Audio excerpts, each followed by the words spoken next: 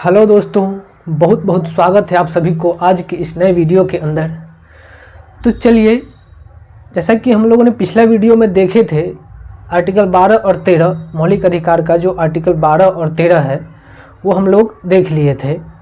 आज हम लोग उससे आगे जो विभिन्न मौलिक अधिकार हम लोग को प्राप्त है, 6 मौलिक अधिकार हम लोग को प्राप्त है, तो उससे एक एक करके हम लोग देखते हैं कि उस सब में क्या है। तो फर्स्ट नंबर मौलिक अधिकार हम लोग आज देखेंगे फंडामेंटल राइट्स, जो है समता या समानता का अधिकार है, right to equality, article 14 to 18 तक है। तो इसी के बारे में हम लोग आज देखेंगे कि ये क्या होता है 14 to 18 तक। पहली बात, समानता ये होती क्या है।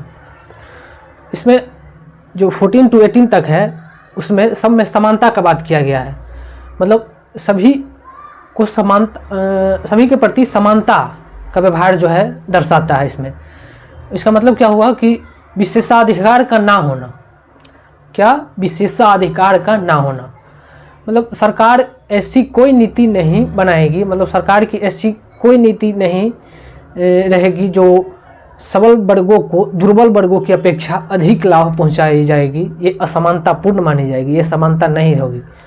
विशेषाधिकार का ना होना मतलब वही ना हुआ कि सबल वर्गों को दुर्बल वर्गों की अपेक्षा, मतलब जिसका फाइनेंशियल कंडीशन ऑलरेडी अच्छा है, जो अच्छा खासा जीविकोपार्जन कर रहा है, उनको दुर्बल वर्गों की अपेक्षा जिनका फाइनेंशियल कंडीशन वीक है, कमज़ोर है, इनकी अपेक्षा उसको अधिक लाभ पहुंचाई जाएगी। तो ये क्या हुआ? असमानतापूर्ण ही ना हुआ। तो वही कहेगा कि ऐसा नहीं होगा, मतलब असमानतापूर्ण मानी जाएगी। विशेषाधिकार का ना होना मतलब ये नहीं हो सकता। समानता का मतलब समानता को, समान को प्रदर्शित करता है। समझ गए समानता क्या होता है? अब एक एक करके हम लोग आर्टिकल को देखेंगे। आर्टिकल 14 क्या होता है इसको देखिए। विधि के समक्ष समता, और इसमें दो बातें कही गई है, विधि के समक्ष समता और विधियों का समान संरक्षण। इसका मतलब क्या हो विधि के समक्ष समता? इसका मतलब होता है कि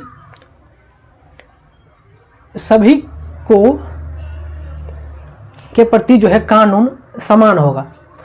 कानून के नज़रों में कोई बड़ा नहीं होगा, कोई अधिकारी गैर अधिकारी सबके लिए जो है कानून बराबर होगा। समझ गए? ये जो लिया गया है ये कहाँ से लिया गया है? ये ब्रिटेन से लिया गया है। कहाँ से? ब्रिटेन से। लिख लीजिए,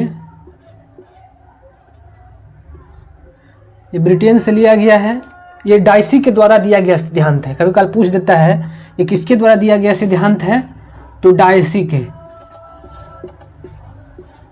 तो डाइसी के द्वारा दिया गया सिद्धांत है। दूसरी बात, ये जो है विधियों का समान संरक्षण, ये जो लिया गया है ये अमेरिका से लिया गया है, यूएसए। ये अरस्तु के द्वारा दिया गया सिद्धांत है। किसके द्वारा? अरस्तु के द्वारा।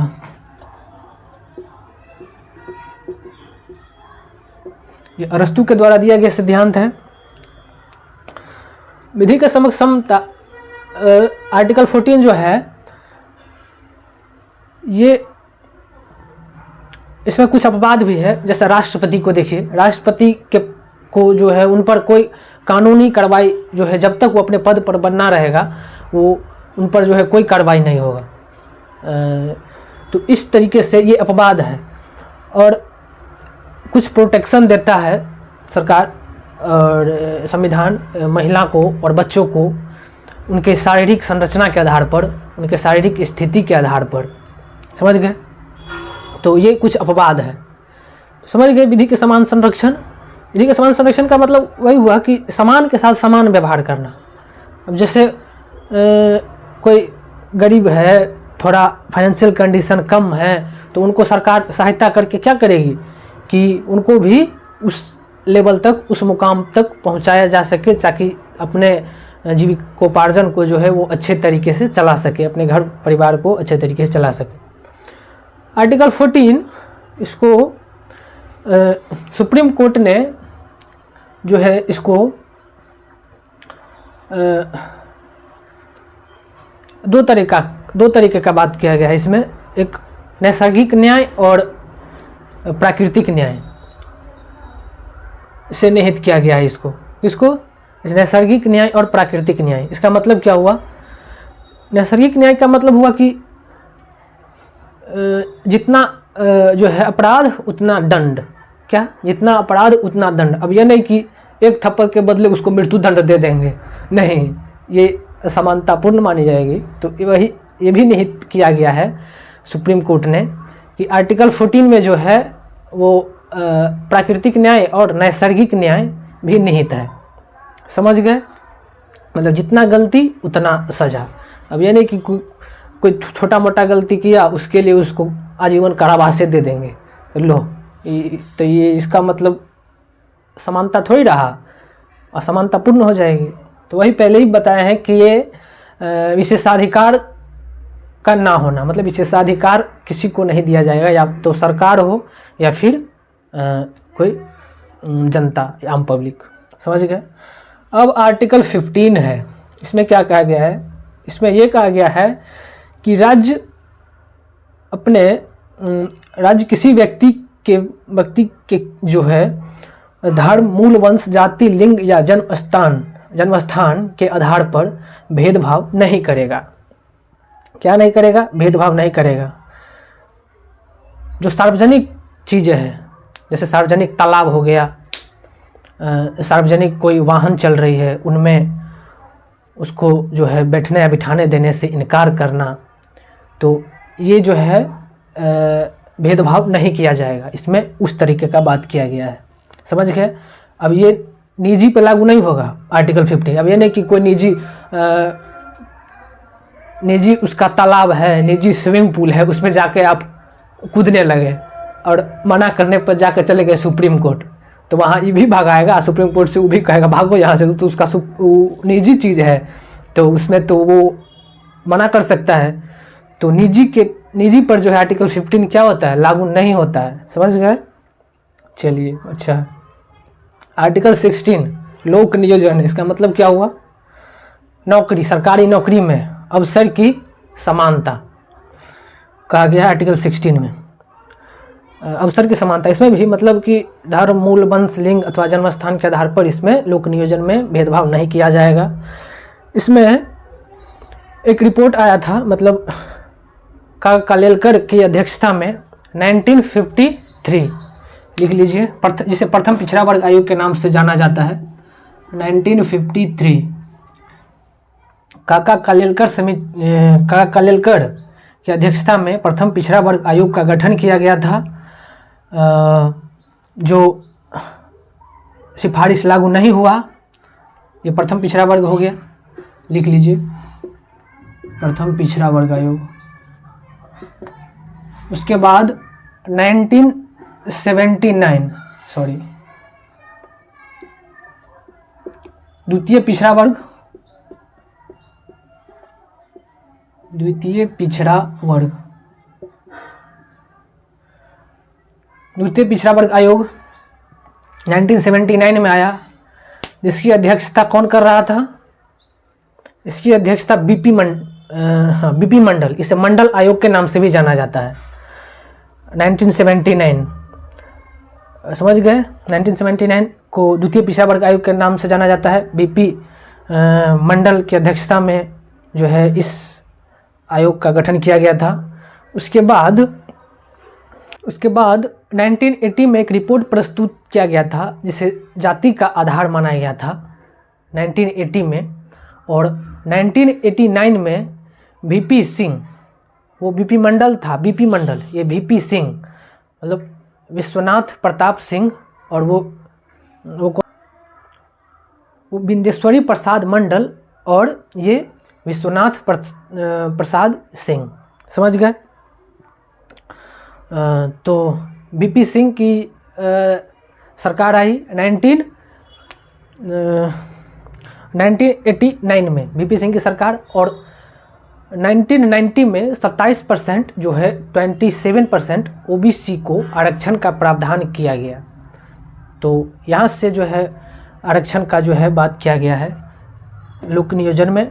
अवसर की समानता कहा गया है, लेकिन जाति को आधार मानते हुए जो है उनको कुछ जो पिछड़ा वर्ग है, जो थोड़ा नागरिकों के किसी पिछड़े वर्ग को आरक्षण का प्रावधान भी इसमें जो है कुछ किया गया है। समझ गए? चलिए, अब आर्टिकल 17 है, इसमें अस्पृश्यता का अंत किया गया है, मतलब छुआछूत का अंत किया गया है इसमें। क्या? छुआछूत, मतलब राज्य भी नहीं किसी व्यक्ति के साथ छुआछूत का व्यवहार कर सकता है, और नहीं नागरिक किसी व्यक्ति के खिलाफ किसी व्यक्ति के साथ छुआछूत का व्यवहार कर सकता है। इसका अंत किया गया है। इसमें जो है पहली बार अगर पकड़ाए जाने पर पहली बार छुआछूत के अपराध में पकड़ाए जाने पर व्यक्ति को कितना 1 मंथ to 6 मंथ तक सज़ा, या फिर 100 से 500 रुपये तक जुर्माना। समझ गए? 1 मंथ to 6 मंथ, मतलब 1 महीने से 6 महीने तक का कारावास, अथवा 100 से 500 रुपये तक जुर्माना, अथवा दोनों। अब दूसरी बार अगर पकड़ाया तो 6 मंथ to 1 मंथ, मतलब 6 मंथ to 1 ईयर, मतलब 6 महीने से 1 वर्ष तक का सज़ा और 200 से 500 रुपये तक का जुर्माना। अगर कहीं तीसरी बार पकड़ा गया अगर कहीं पकड़ा गया तो 500 से 1000 रुपये तक जुर्माना और 1 वर्ष से 2 वर्ष तक का सज़ा का प्रावधान किया गया इसमें। समझ गए? तो अब ये अस्पृश्यता का जो है अंत कर दिया गया है। आर्टिकल 18 है, इसमें क्या कहा गया है इसको समझिए। उपाधि, इसको अंत कर दिया गया है। उपाधि का मतलब क्या हुआ? उपाधि का मतलब एक ऐसा पदवी जिसका प्रयोग व्यक्ति अपने नाम के आगे या पीछे करता है, उसी को उपाधि बोलते हैं। अब इसको अंत कर दिया गया है 2 चीज़ों को छोड़ के। 2 अपवाद है, नोट कर लीजिए। एक सैनिक, नहीं ना, पहला सैनिक और दूसरा शैक्षणिक।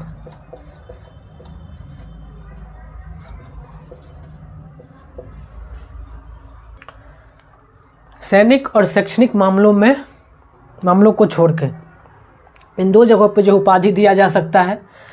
अब जैसे देखते होंगे, सैनिक के तौर पर जो है महेंद्र सिंह धोनी को लेफ्टिनेंट कर्नल की उपाधि दी गई है। किसकी? लेफ्टिनेंट कर्नल की उपाधि मिली है, तो उसमें मिला है सैनिक में। अब जैसे सचिन तेंदुलकर को भी मिला है वायुसेना की तरफ से ग्रुप कैप्टन की उपाधि मिला है सचिन तेंदुलकर को वायुसेना की तरफ से। तो इन 2 अपवाद है इसका, सैनिक और शैक्षणिक को छोड़ के। बाद बाकी जितना भी है उपाधि उसको अंत कर दिया गया है। अब उपाधि नहीं